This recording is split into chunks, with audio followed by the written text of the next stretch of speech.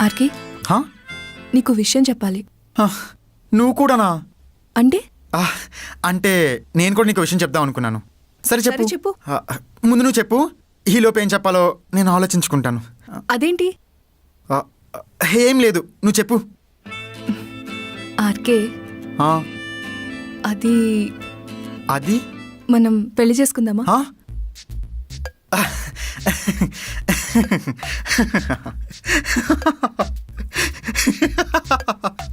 ఎందుకు నవ్వుతున్నావు?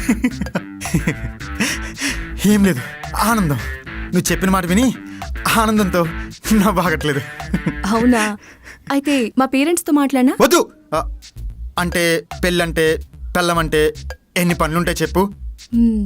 ఎన్ని మేనేజ్ చేసుకోవాలి, ఎన్ని ఆలోచించుకోవాలి, ఎన్ని కవర్ చేసుకోవాలి. కవర్ చేసుకోవాలా?